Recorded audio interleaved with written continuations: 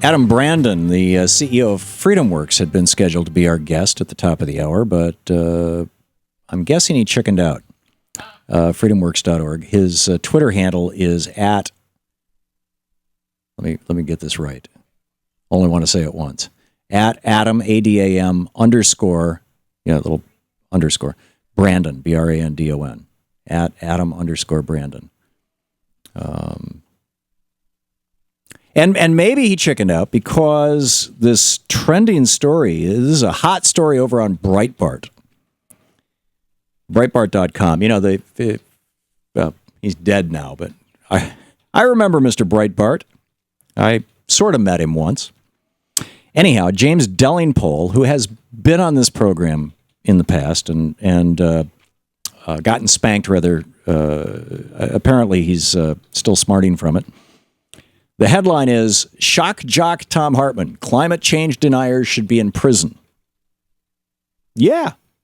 Well, actually, I didn't say climate change deniers. I said that the people who are organizing and propagating climate change denial, the people and organizations, should be investigated and prosecuted under the racketeering, influenced, corrupt organization law, the RICO law, the same way the tobacco industry was from 1999 to 2006. They were investigated and they were prosecuted successfully by the Department of Justice for RICO, for being a criminal enterprise, a criminal syndicate. What was criminal about the tobacco syndicate? They were promulgating false science.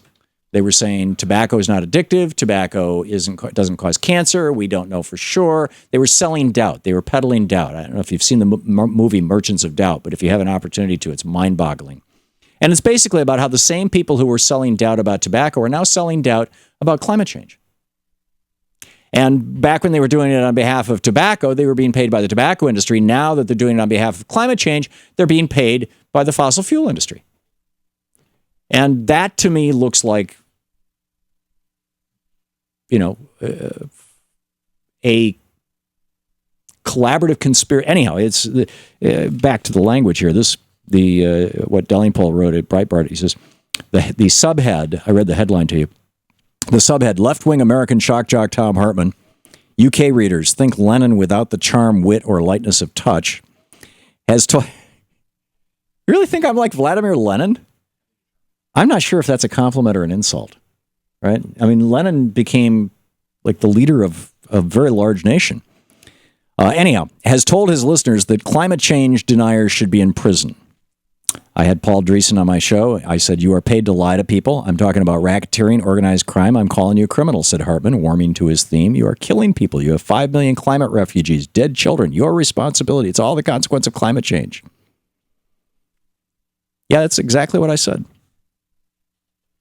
So anyhow, he tries to go through this whole thing and say, no, not really. But what's really hysterical are the comments. There's 690 comments about 2 hours ago when I printed this page out. The most recent one is from a guy whose name is The Left Are Scum, who says, Hartmann looks every bit the weak, pathetic little left-winger. Who would take any notice of a drip like that? If a weasel like him is the best the left can do, then they're really in trouble.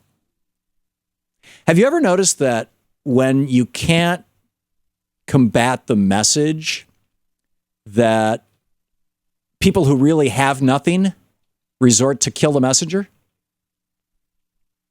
Yeah. Faux science slayer, right? This has got to be, one of these trolls who, hey, you too can make money, posting in the comment section of the New York Times and pretty much anywhere. There are right-wing organizations. If you will post right-wing posts, if you will post racist, misogynistic, pro-corporate, anti-global climate change, again, anti-science, posts, there are people who will pay you for that. So anyhow, Faux Science Slayer says, this is elitist-directed, multi-level carbon racketeering. Right. Here's another one. Restore truth to leadership. I'll bet this charlatan never rides in a car, uses a cell phone, or heats his home. Sheesh. Actually, I don't own a car. I do ride in them, though. Pearson Fly says he's a modern day snake oil salesman. Right, selling snake oil, telling you that the climate is actually changing. There's a hurricane coming. It might not be so severe if we didn't have 5% more moisture in the atmosphere right now than we had in 1980. Moisture, first of all, the atmospheric moisture is a greenhouse gas. It's gaseous by hydrous oxide, right? It's gaseous H2O, gaseous water. But it is a greenhouse gas. And it's one of the reasons why the storms and rainfalls are so much more severe now than they were just 30 years ago. Because of global warming, global climate change, whatever you want to call it. I'll take to any of those. So anyhow, I was just reading the... This is great. This is great. I love it. They did spell my name right. So I've got no complaints.